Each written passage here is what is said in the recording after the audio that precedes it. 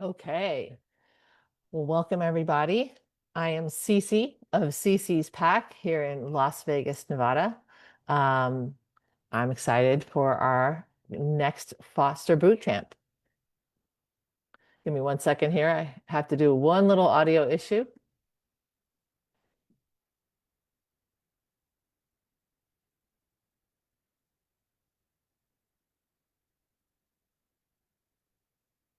Okay. So yeah, just had to mute the audio on Facebook. Otherwise, I would be hearing myself back, which is so distracting. So welcome to the Foster Boot Camp on July 12th, 2026. Purpose of the Foster Boot Camp is to share some strategies and best practices for success with your foster or newly adopted dog. We call it Foster Boot Camp, but really it's just about helping people, um, learn all the things that I wish I knew before I became a professional trainer, and honestly, before I became a sophisticated dog owner, which for me started with a problem dog that I had to call a trainer for, and then the learning began. So this really compacted. It's a lot of information, and I try to get through it in 60 minutes and leave time for questions at the end. So if you're just jumping in, please just feel free to jump in. And there is a link to our Zoom call, which is live, and you can join the Zoom call and participate live on the Zoom. So if you want to do that, hop on over to Zoom at any point. That's open. And you can also pop questions into the chat on Facebook, and I will do my best to answer those as well. So, as I said, I am Cece of Cece's Pack in fabulous Las Vegas, Nevada. And I have been a professional dog trainer for about 3 years. I am licensed and certified. I'm a member of the IACP in good standing. And I really, though, have been working with dogs since 1998. My first guy here is right here on the screen, right over here. And his name is Trevor. Actually, I'm in front of him. I'll duck out of the way. That is Trevor, otherwise known as the best dog ever. All these dogs are rescue dogs. I have not yet invested in a full bred dog for, I believe a dog like that I want to have a purpose for. So, and I love rescuing dogs, to be honest. All of these dogs have a purpose, and all of these dogs work with me in some way, shape, or form. And it's been for each of them just an amazing journey to see what unfolds. So I'll just go around the rest of the pack here. Up top, on top of Trevor, we have our latest addition to the pack. That's Armando. He is a pit bull mix. There's some border collie in there, a little boxer, and a little Shar-Pei for good measure. He is an athlete, and he is my agility dog. He is who I'm currently trialing with. I train with the other dogs as well. But he's on his way to his first title in agility, and that's very exciting. He came from a situation where he was going to be put to sleep because he had kennel stress and he was spinning in his kennel, and it was a long road, but now he is actually able to kennel nicely, and he may soon get the chance to be free in the house. We're going to talk a lot about structure tonight, so you got to meet the dog where they're at. And some dogs are not ready for any kind of freedom. And I don't recommend a ton of freedom for dogs when you first bring them into the home. We're gonna get onto that shortly. Then moving over to the other side of the screen here, we have Bruno the Chihuahua. He is our eldest dog. He's like 9.5 years old, and he is the boss. No, he's great. He actually he is just wonderful little companion dog, and he actually does like to train, and he actually does learn a little bit of agility here and there. Hang on, I see one notification. Okay, sorry. Um, then it's really fun to run this on Facebook, on Zoom, and be running my presentation. I'm a one-woman show here, and it's like juggling knives. So below Bruno, we have Brando. He is a Border Collie Kelpie McNab mix, according to his genetics. I think he expresses mostly as a McNab. He has actually been herding sheep. I do believe in breed fulfillment, and part of his journey, he was the one that I needed to call a trainer for, because we adopted him at a year and a half old, I think he was, and we literally could not walk him. He was pulling us down the street. He pulled my husband so hard that he injured his knee. Yeah, so we enlisted the help of a fabulous trainer who then became my mentor later. He is still a mentor, and I did an apprenticeship with him. His name is Jamie Crook Canine here in Las Vegas. And he's a wonderful friend and mentor, and I've learned a ton from him. And that just inspired me to be able to help others, especially with reactivity. It is so hard reactivity is kind of a complex one, so you have to really kind of understand all the facets of it. And it's one of my greatest things is to be able to help somebody solve reactivity with their dog. So thank you, Brando, for that. And thank you, Armando, for helping me learn about separation anxiety and crate training. And Brady on the bottom there holding her orange pig, which she has had. Actually, I think that pig has no face. She's had one of those since she was a puppy, since she was about the same size. She has had a pig like that. She is a terrier mix, a Maltese terrier mix, and we call her the Malti-Terror. She's wonderful, and she's my trick dog. She's actually a novice titled AKC trick dog. She's very talented, and I have dreamed that someday maybe we actually performed together. We performed on the stage at Wise Guys here in Las Vegas. I have done some stand-up comedy in my life, and one night I just decided to bring her up with me, and we had a ball. It was tough. It was tough. It's not easy to jump on the stage with a dog and have them come through, but she did. She did well. I currently consult for a couple rescues in town, namely Path for Paws. I have helped out with Animal Network, and I love working with Pawtastic Friends, who is a sponsor of this program. We used to do these live in person, but I think it's just simpler to offer this as a virtual class because it's a Sunday night, and sometimes people don't want to leave the house, especially when it's 110 and 30% humidity outside. So we started to do them online, and there is a virtual library. I will post them on my YouTube. I will post them to my Facebook, and they're available for Pawtastic to do whatever they want with. If you don't know about Pawtastic Friends, they are an incredible organization that helps train shelter dogs. 60, 70, maybe it's up to 80 at this point. Dogs come through their facility each week and receive obedience training, canine fitness, just engagement, enrichment. They help, and they have they have scent work classes. On the weekend, they have public classes. I started my professional journey assisting those public classes. This is a great resource, and not enough people know about it. So if you don't know about Pawtastic Friends and you're here in Vegas, or if you just want to support a great organization, it's pawtasticfriends.com. You can find out about all their classes on there as well. I've done a lot of study of a lot of different schools, not schools. I've studied with a lot of different trainers online and in person. Dog training is like an art. You just keep adding, adding and adding, enriching. And really the trick of it is you work with dogs and you learn from them. You work with other skilled trainers and learn from them. And you constantly improve your skill set. And it's just an honor for me to be able to help people with their dogs. That trust is everything to me. And I really want to create results with people and their dogs. So this is me wanting to help people get off on the right foot, because I see so many times doing private sessions that there's just not a good system in place, and having at least concepts of a plan. You have to have a full plan. It's nice to have a full plan. I come from the world of board and train also, where we bring dogs into our home. So we have to know how to manage them around our dogs, how to introduce them to our dogs. If you have a multi-dog house, you're bringing in new dogs, it can be a little tricky. But even if it's just one dog, you don't want to bring that one dog into the house and just release it to freedom. I mean, people do that often. And I'll ask out there if anybody could guess what I think the biggest mistake most dog owners make is. Probably just gave you a big old tip there, big old hint. It's too much freedom. My dog ate the cushion. My dog tore up the thing. My dog's peeing in the house. People expect a lot of a 12-week-old puppy. Too much freedom too soon. And that being able to create structure. This doesn't mean the dog is never with you and or having a good time out live in the world. They need to be out there too. But it's how you manage their time, how you walk them through your day, how you integrate them into your life, where are they going to be when you're, at home, et cetera. That creates a stable foundation for them to thrive in. So, too much rewards without any structure, rules, or boundaries. And it's really important to know that the dogs, whatever age, they are not in charge of anything. Like, they are not in charge of any decisions. We as the owners need to make the decisions, right? We need to make those decisions. If you leave it up to the dogs, good luck. Good luck. I've seen some crazy situations. I posted a reel I think yesterday on my Instagram of a house full of Frenchies that the dogs were not regulated and it was crazy. And I'm not being critical of owners. People get a dog and they think it's a dog.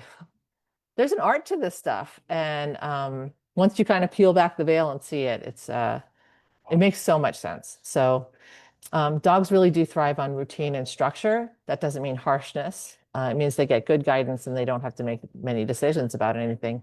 They get to play, they get to work, they get to relax, they get to explore. And there you go. We get to create a world where dogs get to do all those things. How lucky are we? And as fosters and as owners and as guardians, it's up to us to provide that structure and set up and manage the operations. We have to set up operations and conduct operations in our home. It's kind of a weird way to think about it because it's your home, but like who else is going to do it if we don't? If you leave it up to the dogs, you're gonna have issues. So, but we do, in order to do that, need one very important thing. Anybody want to give me a guess on what that might be? We need a plan. We need a plan. And I just realized, guys, I'm not doing the slides on the right screen. Oh my goodness. So yeah, here we go. We need da da da da, drum roll, please. A plan. And the plan is up to the humans to create. It's up to us to plan and conduct operations in the house. So what does this plan have to include? This plan has to include space management, where the dog's going to sleep, eat, poop, play, socialize, exercise, train, where they're going to spend their downtime, where they're going to spend their free time, where are they going to be when you're at work, where are you going to be when you're not at home, where are they going to be at night when you're sleeping. You have to decide what they will or won't have access to, what rooms, what people, what babies, kids, other dogs, other pets. If you have a snake or a tarantula or a cat, what if the dog's never met a snake before? What's that going to look like? And then how are those spaces going to get created? Crates, X pens, rooms that are dog rooms, gates, etc. And then we have to do their time management. When are the dogs going to be fed? When are they going to go potty? When are they going to be exercised? When are we going to train so the dog can be skillful and I can create a system of communication with the dog? I can create a connection with the dog. And then when are we going to socialize them? Because dogs do need to get out and see the world, even as young puppies. Despite what vets tell you, dogs do need to get out and see the world. They have critical development periods. It's really important they get out there and experience noises and sounds and people. They don't have to meet every people, and they certainly shouldn't be meeting every dog, but they do have to be out there and experience those so they know that they exist, Okay, and then people management. That plan has to include people management. So who's going to be in charge of all this? Or is everybody? Who's going to do which part? And when are they going to do it? Do all of the people involved in the house, the kids, the grandparents, the mothers, the daughters, the aunties, whoever's coming, the housekeeper, does everybody involved understand the rules and the setup of the house? This is really important in fostering because often in fostering, we might get a challenging dog, right? We might have a dog with special needs, or maybe they're a little bit dangerous even. We don't know this to start, so we have to go slow. So everybody needs to be on the same page. And then does everybody in the house understand that page, understand the rules if there are rules and expectations? So this plan is going to help prevent a certain amount of accidents and chaos. I tell people management always fails. You do your very best job to make sure things are locked up tight, but they're live creatures. If you don't know things happen. So you have to have a plan to at least prevent most 99% of that, right? 99% of it. It also helps to keep us grounded when emotions run high. And emotions can run high with dogs. Like I said, they're living, breathing creatures. They might do things that upset us. They might do things that overwhelm us or bring us joy, or we just get caught up in the oxytocin dump of like looking at your animal. I mean, good Lord, I sometimes think, my brain shuts off when when I'm staring at my dog. At first, early days, I remember thinking like, God, I act differently around the dogs. Like when they're here or when I'm training, it's like I get into this really heightened state. It's a very much of a high that over time it had to, as a professional, have to mediate that stuff. But yeah, it helps us to stay grounded when all of that is going on. And if you get, 80 or 90% right, the other 10, 20% is usually manageable, right? It's usually okay. And it really allows us to set the dog up for success in their adopted home. If you have a structure, you can pass that structure on to the adopting family, and they have something to start with, right? Not everybody is going to follow through on that. I see a lot of homes where there is no plan, there's no structure. And I see the consequences of that because people don't call trainers. Well, some people do call trainers, and I love those people just because they want to get good training. But sometimes, most of the time, we're getting called because there's a problem. So as a foster, it really does help us to create a plan, and then you can repeat the plan with your fosters. If you're fostering a lot of dogs, you got to have a plan. You probably already do if you're already fostering. And if you don't, and you're curious about fostering, reach out to a more experienced foster or a trainer. And I love to tell people what my structure is. I love it. I love to educate because I think it works really well. All trainers think everything we do works really well. So before the dog arrives, you really do have to create this order of operations and set up the space. Think through if there's any special considerations, if you're fostering a senior, if there are medical considerations, physical considerations, or of the people around, especially with children, extra special care with children. And you need to set up the physical space. My one must for everybody is set up a crate in a room with its own door. Got to do it. People want to put the crate in the living room or in the kitchen or in their bedroom. This is not ideal at all. It really needs to be in its own space so the dog can learn to be calm away in a safe den called a crate. We teach the dog to love the crate. It's a safe space for it. And crating your dog for the first year of its life, I know, we all want the dog in bed, but crating it for the first year of its life at night and when you're not at home and when you're not able to immediately supervise the dog, and it should visit its crate, especially a young puppy, they need to sleep. I think it's 18 to 22 hours a day. Dogs themselves, when they're adults even, sleep 16 to 20 hours a day. They rest a lot. They can rest in their crate. The crate provides certainty of safety. It just removes all the worry, and it also prevents them from getting into a lot of bad behavior. So if you don't have enough room if you don't have your own like guest room or something, you can do two crates. You can do crate in the bedroom for during the day because you're not in there during the day very much. You can do crate in another area for nighttime that's away from you in the bedroom.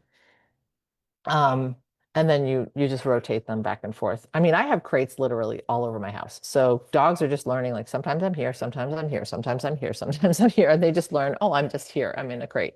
It's not a big deal. Not doing this can create separation anxiety and a lot of destructive behavior. So set up the physical space. Think about if you'd like to block off an area, baby gates. There's also something I use called an X-Pen, which is like a big wire mesh, flexible, great thing you can set up. So it's not a crate.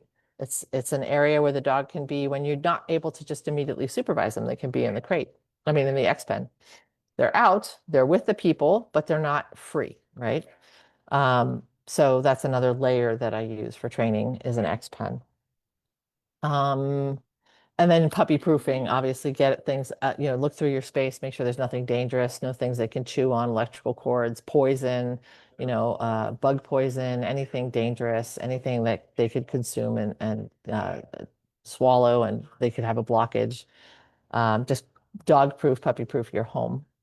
And then align the humans. So once you have your plan, set everybody down, get everybody on the same page.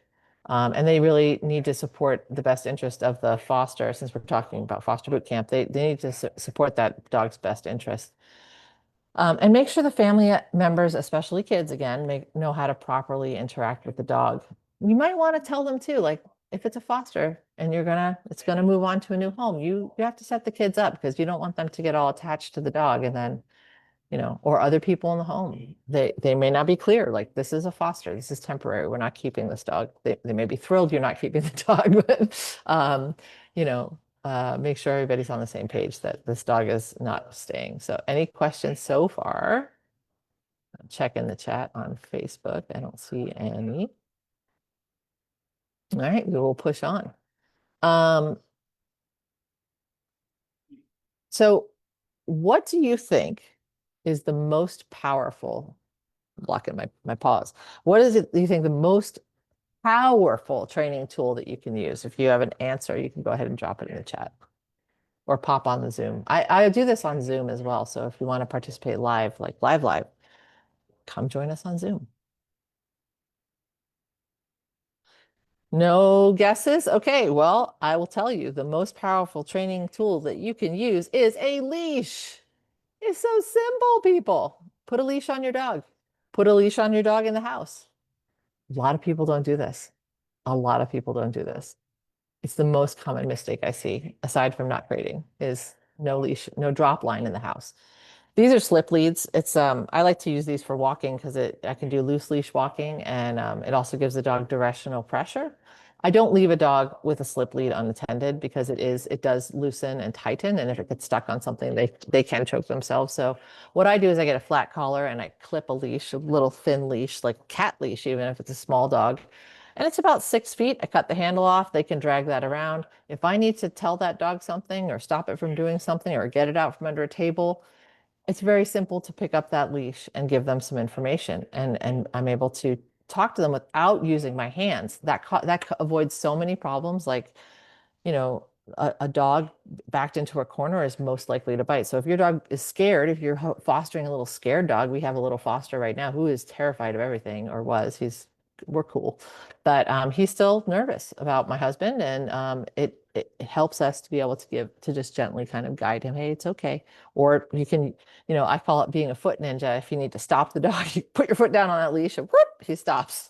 Um, and if they're getting and mixing it up with other dogs, you can intervene and you don't have to use your hands. What I was saying too about nervous dogs is what you don't want to do is reach into a small space, back them up with pressure from your hands, front on pressure. They Scared dogs bite even more frequently than aggressive dogs. They do that to get you to go away. And then once they're successful, they learn that that works, and it can get worse. So also gloves. If you're dealing with a frightened little dog and you're helping it to find its confidence again, go really, really slow. Wear some gloves. There's all kinds of gloves on Amazon. You could wear just thick gardening gloves too if it's a tiny dog, to protect your hands so you don't jump back, and like you just kind of have to hold your ground and help the dog. It's a little more complicated than that, but use things that keep you safe. Um, and it can help the dog not get all these crazy issues because you're not reaching in on them all the time. You're not grabbing them. You're not reaching with your hands. Touch is also very rewarding to dogs. So if they're doing something bad, jumping on you, whatever, and you push them down, they think you're playing. So your hands are like you're playing. So you just stand on the leash, and if it jumps, it hits the edge of the leash, and it learns don't jump on people. I always hear people say this: turn your back on the dog, and ignore it if it's jumping. Well, that doesn't really solve the issue for me. I think that dog just learns to keep jumping at you and your back. And I've seen doodles that are relentless. So leash, drop leash in the house. There's all kinds of leashes. You can choose the ones you like, everything from a harness. I'm not a big fan of harnesses because think about the types of dogs that wear harnesses. It encourages pulling into the leash. I mean, sled dogs wear harnesses. We use harnesses in protection work, or canine dogs, to hold them back and frustrate them. It creates what's called opposition reflex. Like if somebody holds you back, you want to pull against it. Think about it. So that's a harness.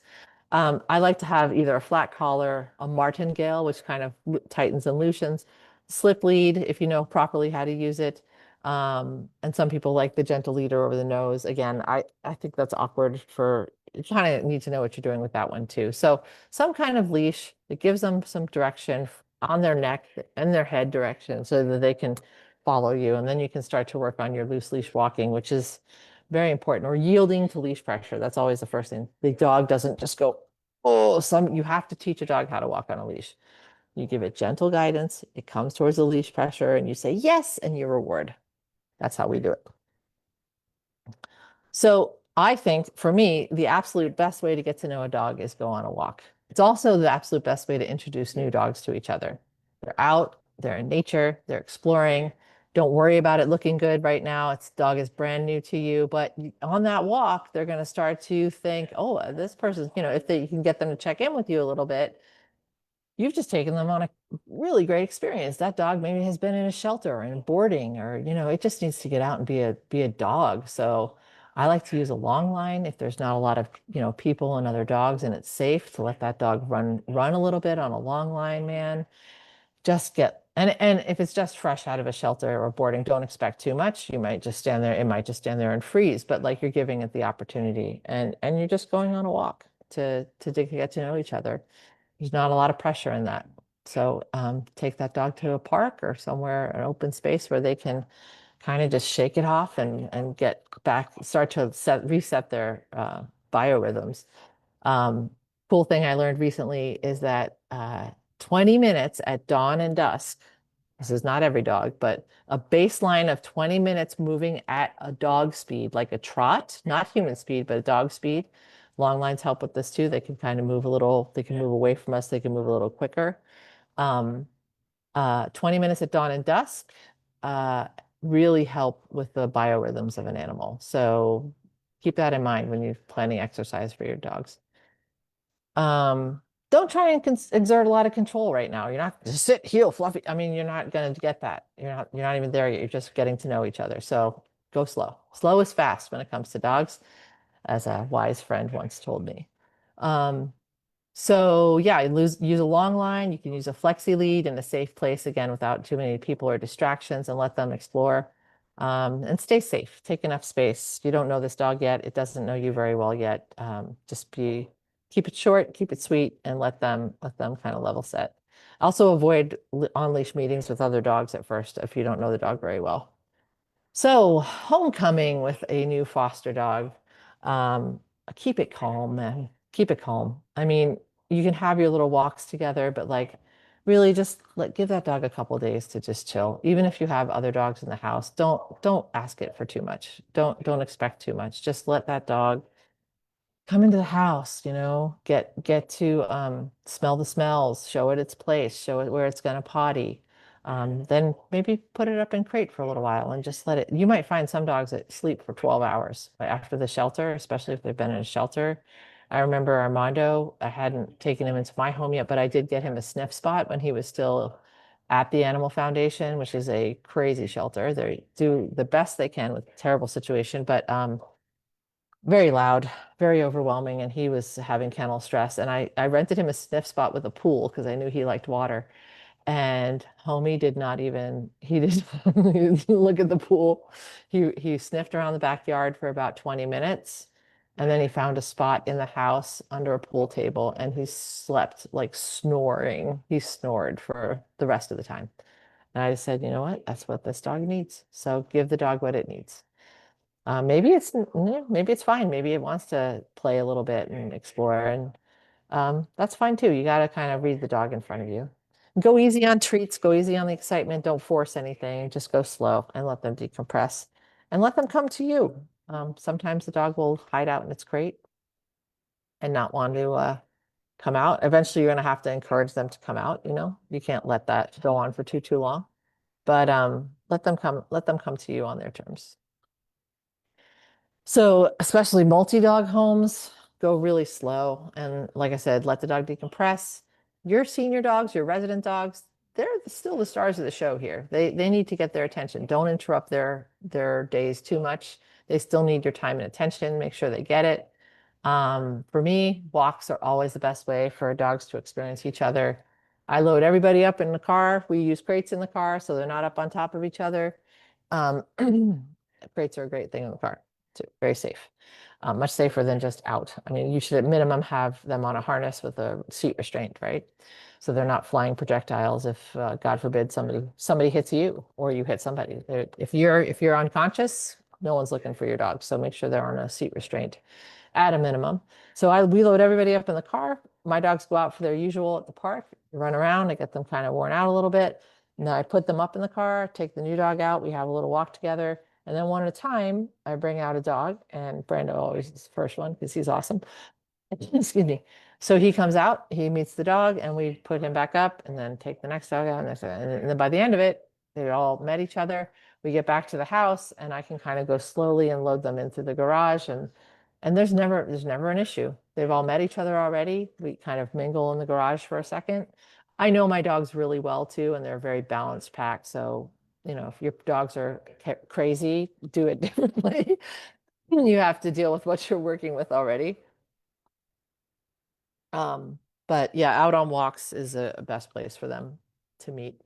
And also, if you're not sure, get a friend, get a trainer if you have a trainer, and do a safe meet and greet on leash. And how you do that is you just walk in on leash with each other, walk in side by side. You can walk this way, see how the dogs are doing. If one of them looks, the new dog seems like it's going to be super aggressive, good information, right? You don't want that dog mingling with your dog right away until you get to start to look at that.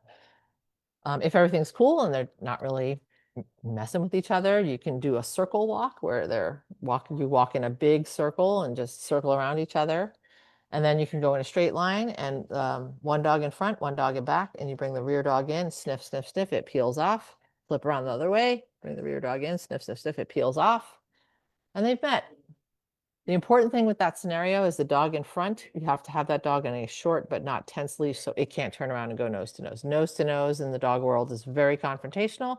That goes for humans too. Don't go straight onto a dog right away. They don't like that generally. Go sideways. Come in sideways. Come in. Hey. Come in soft and slow and sideways, and don't be staring. Don't be giving them the staring eyes. Primates like to go head on. Dogs like to come sideways in. So yeah, so make sure the front dog does not turn around. The back dog, no tension there, and then just let the back dog get in. If it gets too excited and it wants to go mount, obviously intervene and just split off to the side.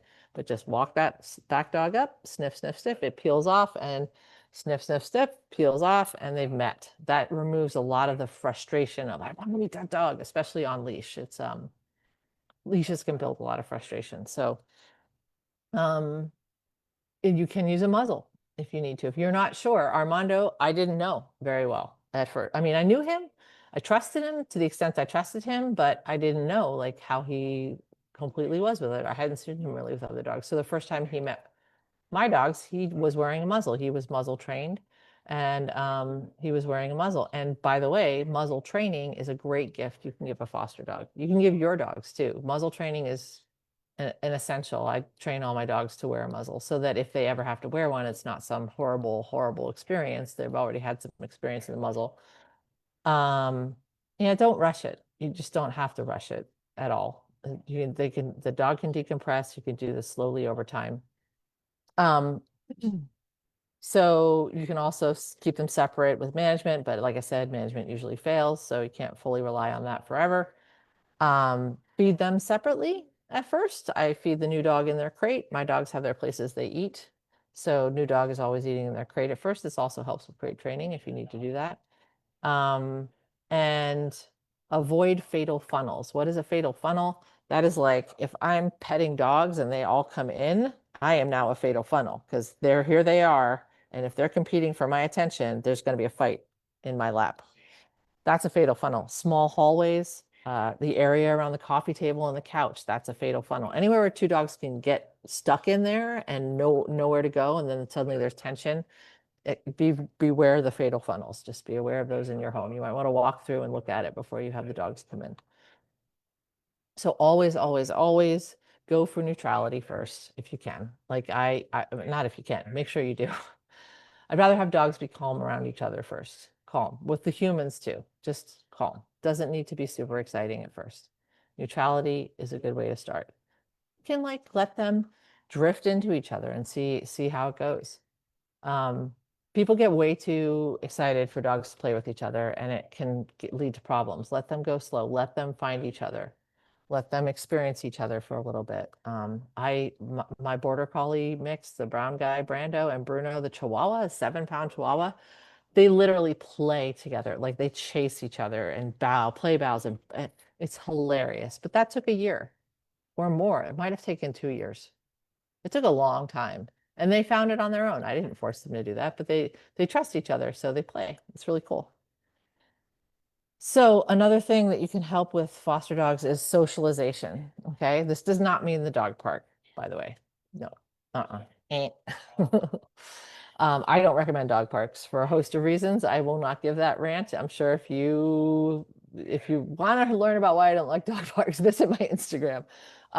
It's just too many unknowns and possible diseases, and you just don't, it's the Wild West. You don't know what's coming to the gate. Socialization means exposure to the world. Like I was talking about at the top of the call with the puppy, it needs to see the world. Same for foster dogs. They maybe need to see the world. We don't know what their experience has been. A lot of times we don't know their background. Um, so it doesn't mean, it means putting them on leash and safely bringing them out and taking them places so they can experience things. Um, uh, it doesn't mean that they're going to meet every person and every dog they encounter. They can if it's safe, but really the dog just needs to kind of have good experiences out in the world with you.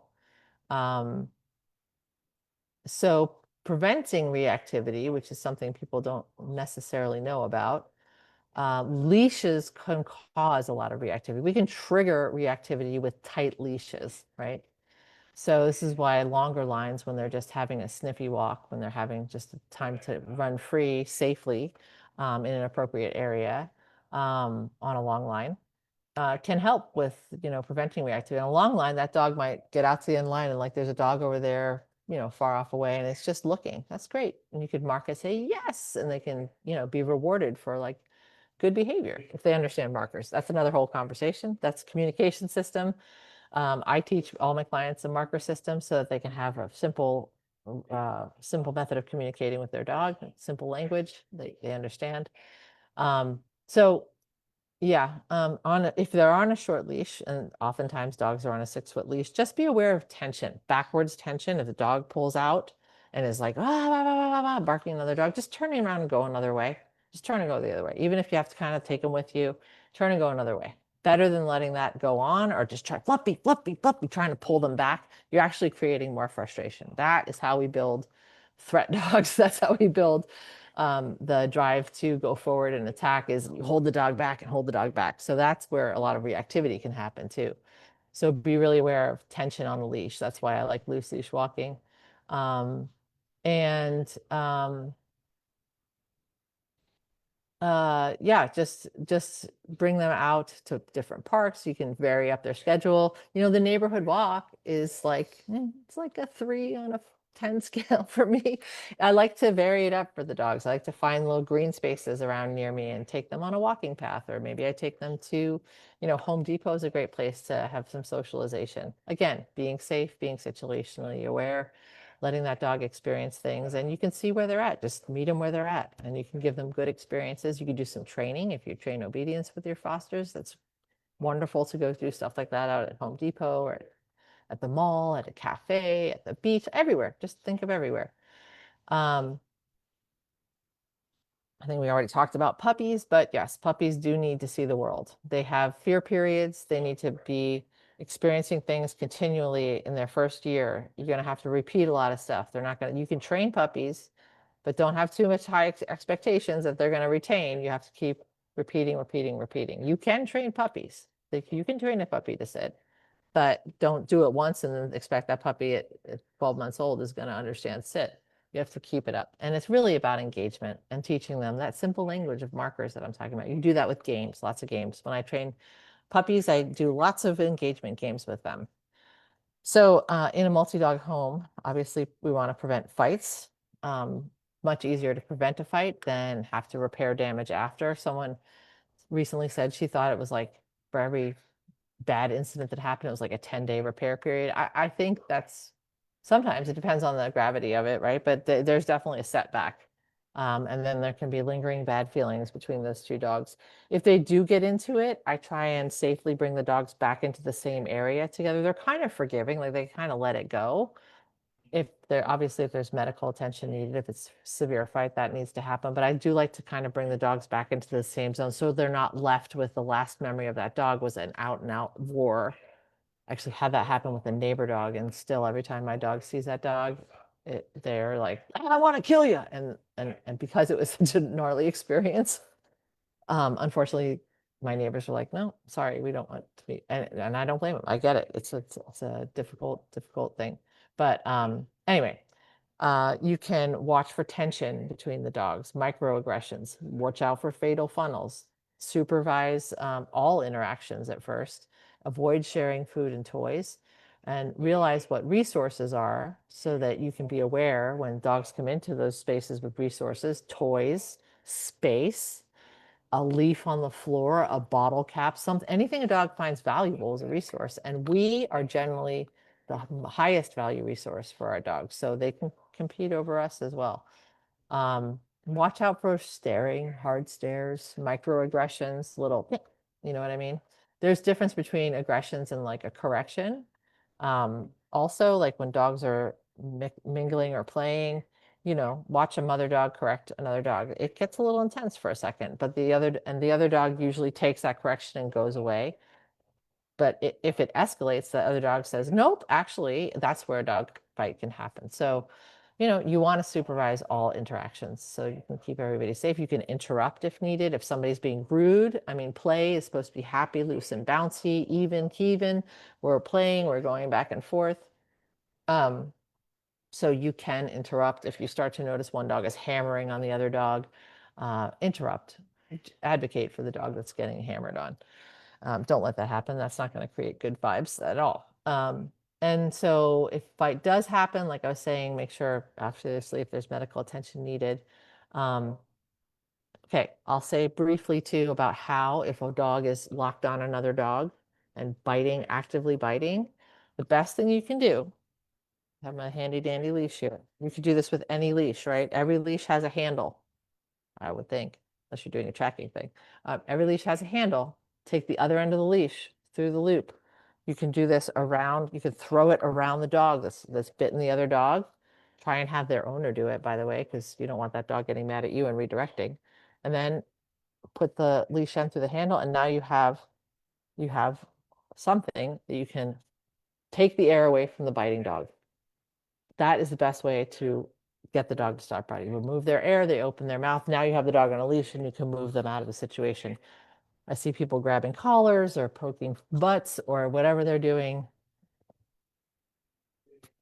Take the air away, the dog will open its mouth, and then you have it on a leash and you can control the situation. If you have this happen in your home and the dog's behaviors with each other changes, just get professional help. That's all. You just got to get professional help because it's not going to get better if it's escalating, and it just generally, it's not going to magically fix itself. So it's best to just get a professional in there to help you out. You can also carry if you do go to dog parks, or if you're in an area where there's a lot of off-leash dogs, or you're worried about a dog attacking a dog, there's something called a bite stick. You can Google bite stick. You could use actually like a tent stake, and it's just something flat and pointed. If this is a dog's mouth, right? They have the space here on the side where there's not a lot of teeth.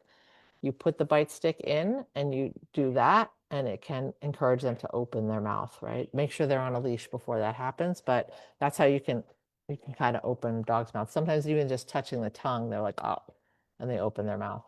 That's if it's really intense. So, you know, I carry one with me all the time just in case, because you never know. And again, if it's somebody's dog, hand them the bite stick and tell them what to do. Because one thing about dog bites is, and it happened to me a couple times where I've gotten bitten because I've reached in, grabbed collars, what have you, and sometimes it just happens out of a panic. You know what I mean? Like, oh my gosh.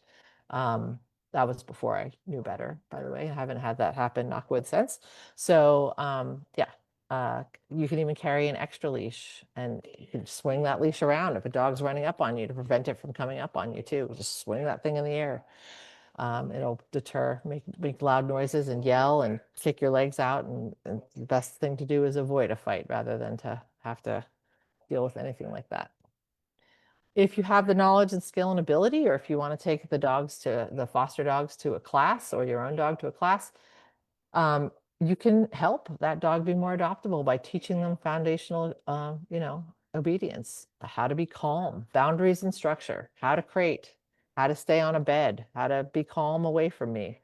You could teach them that marker system with engagement. That's engagement is simple language. You could teach them to put them on a schedule, have a daily ritual that you again can pass on to the person who is adopting the dog. That can really, really help. Uh, the basics, help the dog with the basics, see where they're at, teach them sits and downs and come. And, you don't have to get too fancy. You teach them a heel position if you know. Recall, right? Waiting at the door, all that good stuff. You can go to group classes like the ones at Podtastic Friends and teach them the basic canine good citizen skills. They'll be around other dogs. You can see how they are around other dogs. And of course, you can have some private sessions where you work with a trainer and make your dog super skillful. And, trainers, I'll just say this, we do the deep dive because we love dogs. Most of us have gotten into it because we just love training. So I'll speak for myself. I'm just there to help people have better lives with their dogs in general. I just really want people to understand things. Potty training is a big one, obviously. Teaching the dog how to potty outside. Just set a schedule, get them out there frequently until you know when they have to potty, write down the schedule so that you know, like, okay, this dog eats at 3 o'clock or at 8 o'clock and it's pooping by 8:20, even if it's an accident in the house, which, by the way, don't scold them. That's not their fault. That's your fault. You have to be on it and get them outside to potty. And just take the dog out on a leash to the potty area, show it where you can teach dogs to potty in a certain zone. You have to just do the work at first of taking them out there. Don't just leave them out there, take them out there, show them where they go, and they will go there every time. Leave a little bit of their mess there at first, and they'll smell it and they'll go, oh yeah, this is where I poops, and they'll go to that spot. If you're doing puppies, they gotta be out more frequently, and then when they're getting used to being in a kennel overnight, set an alarm, and just once you have a sense of their schedule, preemptively set the alarm so you get them out before they mess their crate. And again, don't scold the dog if they go in the house. That is not their fault. That is your fault.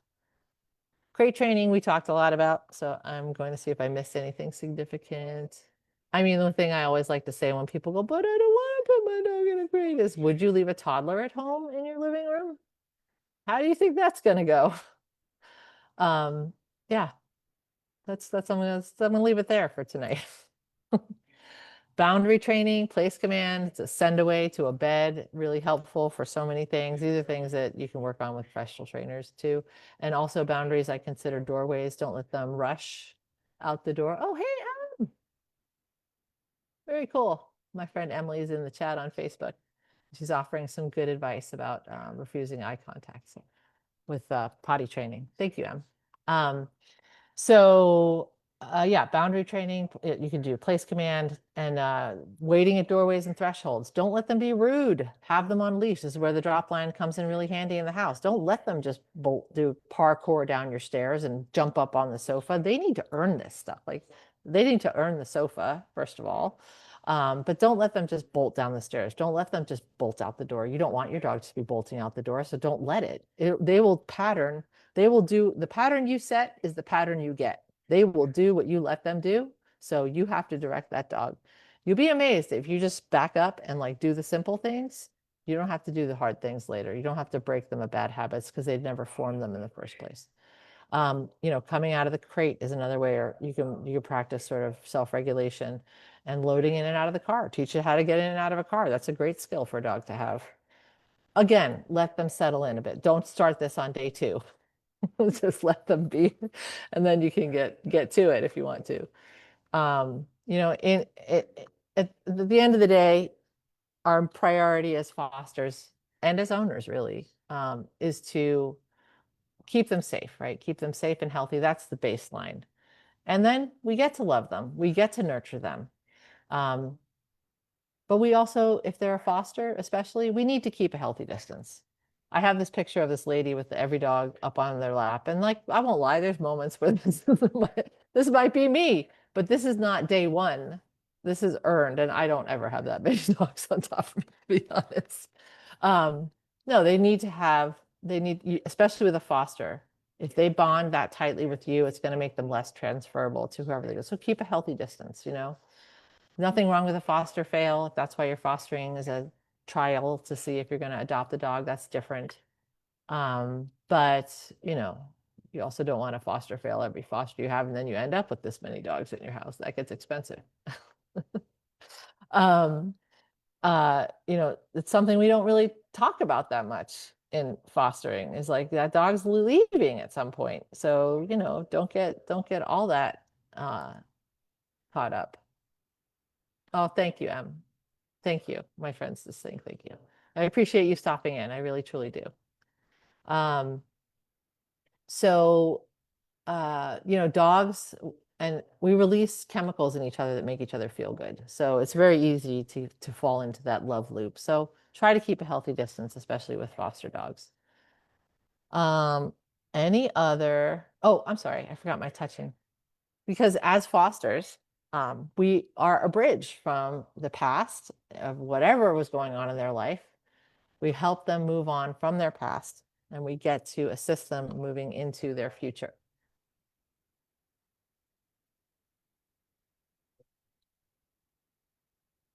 Sorry, I got choked up because it's a gift to be able to do that, to be able to help a dog leave the past behind and go on.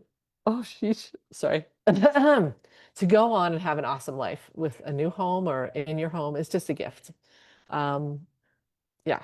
So I'm fortunate that I've had a hand, I've been able to help with that. So yeah, the best we can do is to give them good structure, positive experiences, and if you can do some training too, do some training. It'll make them that more skillful and able to adopt.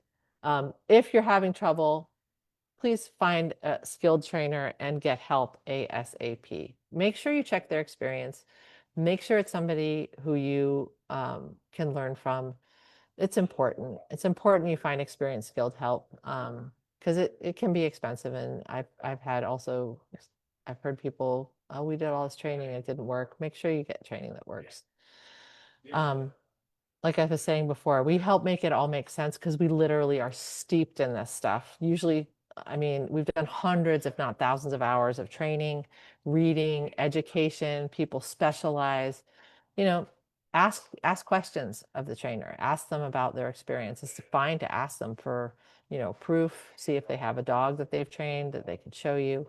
And that kind of thing. But don't wait, because if there's a behavioral issue, if there's an issue, it just doesn't, if there's something you're confused about or frustrated with, we can really help. We can really help move you through that. So if there aren't any other questions, I'm gonna wrap it up there. And if you're watching this on the recording, thanks for watching. You can feel free to DM me any questions.